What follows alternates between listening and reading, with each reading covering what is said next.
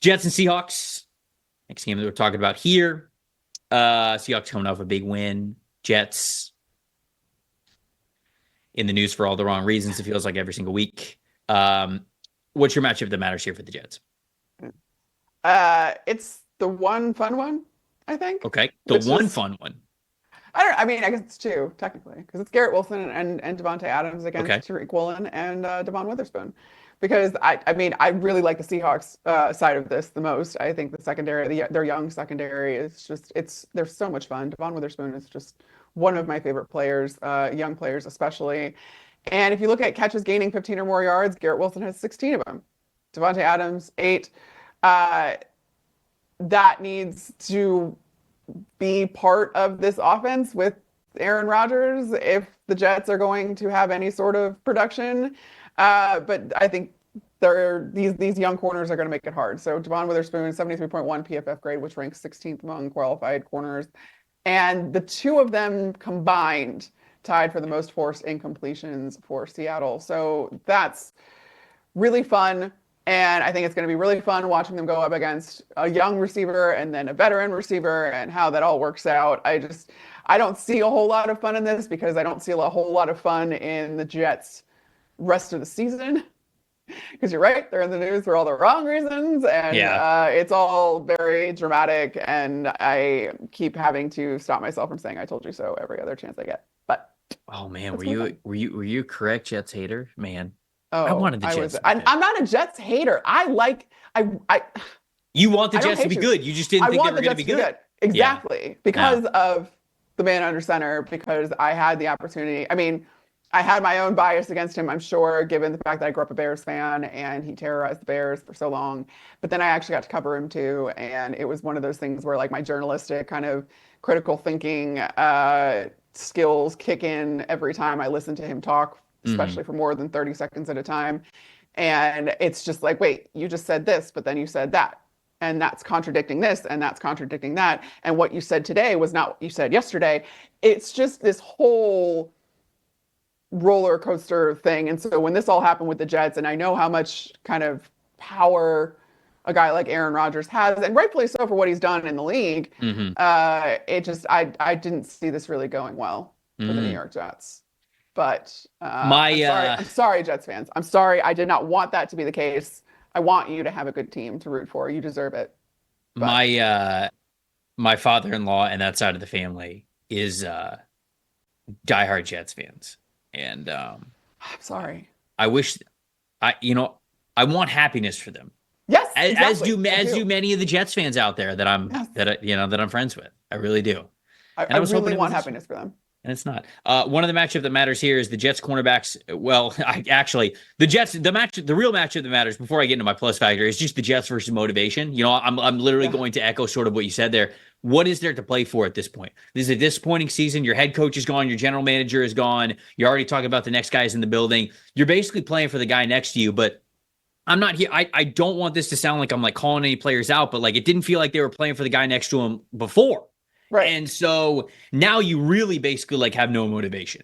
I don't know. They're coming off the bye week. Maybe it was a reflective thing. Maybe they were all really able to come together and say like, hey, this year did not go the way that we needed it to, that we wanted it to, but let's finish strong. We got a lot of guys that are coming back next year. Let's end the year on the right foot and let's really be able to hit this offseason run and let's go for the Super Bowl next year, because that's probably what they're telling themselves. If they're able to do that, fantastic. But to me, they are a team that's sort of teetering on, if things start to or continue to not go well after the bye week, you start losing focus, you start losing motivation, and that's what you don't want as a football team. So to me, it's just getting up for the rest of the season, the regular season for the Jets, that I think is going to be really important with 6 games left for them. My plus factor is Jaxon Smith-Njigba. He's the best slot receiver in the NFL. By far. 55 catches, 647 yards, 32 catches, gaining a first down, all coming from the slot, all first in the NFL. He's going to be going up against Michael Carter II, who has not had a good year. I mean, just overall, I think Isaiah Oliver's been a slot defender for them as well. But even the guys on the outside, DJ Reed and Sauce Gardner, have not had great years. Reed's had a little bit better of a year than Sauce has had, but just coverage overall has been really poor for the Jets. And it's hard to get yourself to think that this team's going to be great. and the Seahawks are still vying for a playoff spot, still vying for a division title. They're more motivated, I think. And yeah, I don't know what the Jets have left in the tank. I did not mean for this segment to like sort of be like an anti-Jets segment. I just don't know what they have left in the tank at this point. Yeah. It feels it's not even very anti-Jets because we're talking about how we want happiness for Jets fans. It feels very lethargic, like the whole situation and the whole outlook for this team.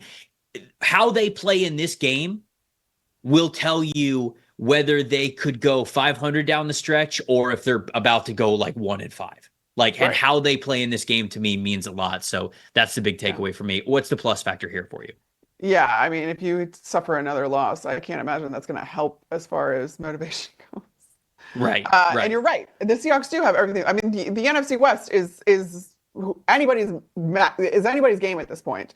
And Geno Smith has been extraordinarily productive despite not having the cooperation of his offensive line. Geno Smith has the second most passing yards of any quarterback behind Lamar Jackson this season so far. But the Seahawks offensive line has allowed 166 pressures in pass protection, which is the second most.